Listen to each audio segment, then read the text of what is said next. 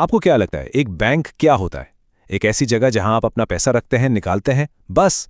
What if मैं आपसे कहूं कि आपका बैंक वो बिल्डिंग जिसके पास से आप रोज गुजरते हैं, वो एक्चुअली एक फाइनेंशियल सुपर हीरो है? हाँ बिल्कुल, उसके पास कुछ ऐसी सीक्रेट सुपर पावर्स हैं जिनके बारे में शायद आपको पता भी ना हो।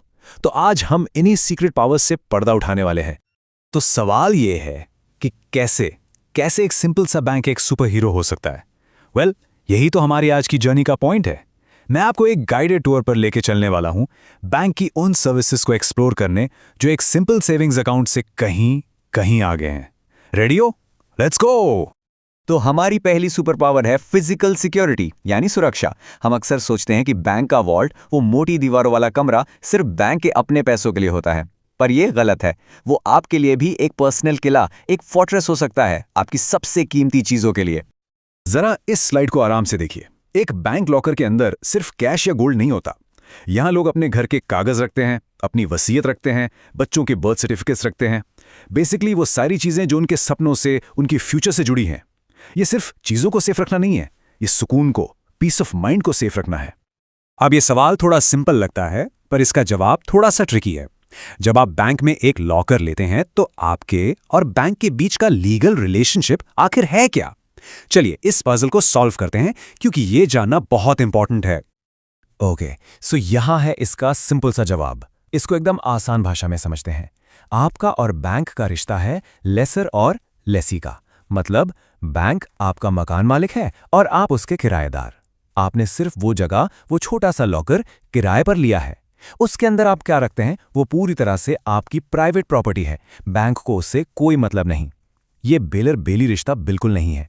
वो तब होता जब आप अपना सामान बैंक को सौंप देते। जैसे आप अपनी कार वैलेट को पार्किंग के लिए देते हो, तब कार की जिम्मेदारी वैलेट की होती है, पर लॉकर में बैंक सिर्फ जगह की सुरक्षा की जिम्मेदारी लेता है, अंदर रखे सामान की नहीं। Simple right? चलिए अब फिजिकल सिक्योरिटी से निकल कर आते हैं डिजिटल स्पीड की दुनिया में। आज के जमाने में एक शहर से दूसरे शहर पैसा भेजना आंखों के झपकने जितना तेज है। इस जादू के पीछे बैंक के दो पावरफुल टूल्स हैं, नेफ्ट और आरटीजीएस। इन्हें कहते हैं द मनी सुपर हाईवे। सबसे पहले बात करते हैं एनईएफटी की। एनईएफटी को समझने का सबसे अच्छा तरीका है शहर की लोकल बस। सोचिए, एक बस अलग अलग स्टॉप से सवारियां लेती है और जब थोड़ी भर जाती है तब चलती है, राइट? एनईएफटी बिल्कुल वैसा ही है। बैंक्स दिन भर में ट्रांजैक्शंस को बैचेस में कलेक्ट करता है और फिर हर आधे घंटे या एक घंटे में उन बैचेस को प्रोसेस करता है।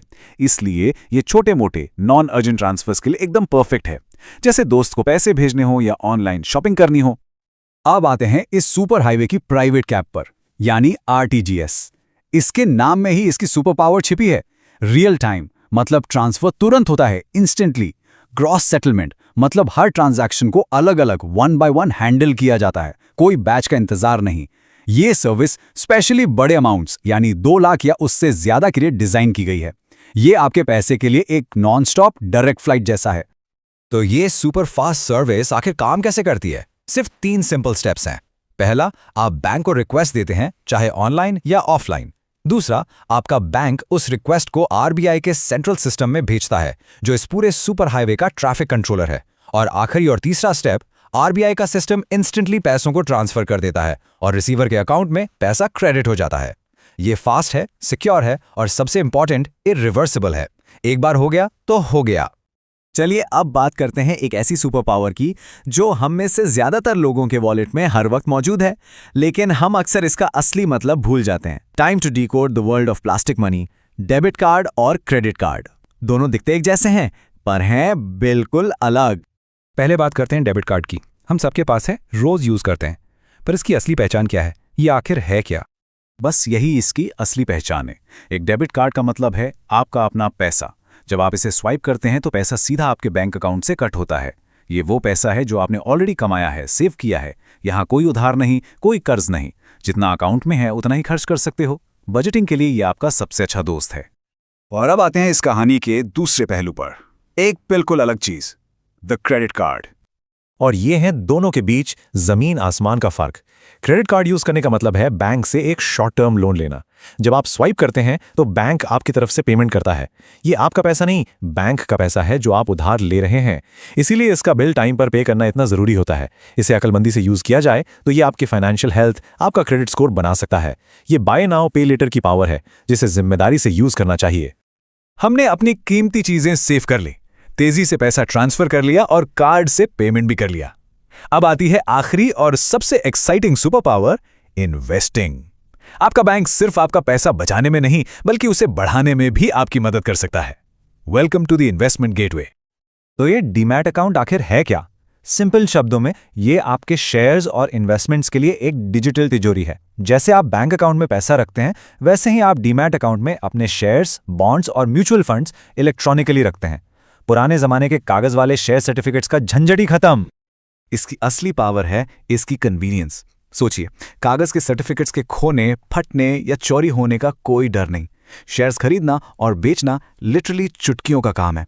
और सबसे अच्छी बात, जैसा कि आप स्लाइड पर देख सकते हैं, अगर कोई कंपनी बोनस शेयर्स देती है तो वो ऑटोमैटिकली आपके अकाउंट में आ जाते हैं। इसने सच में इन्वेस्टिंग को हर आम आदमी के लिए एक्सेसिबल बना दिया है। तो हमने देखा कि आपका बैंक सिर्फ एक अकाउंट मेंटेन करने की जगह से कहीं ज्यादा है।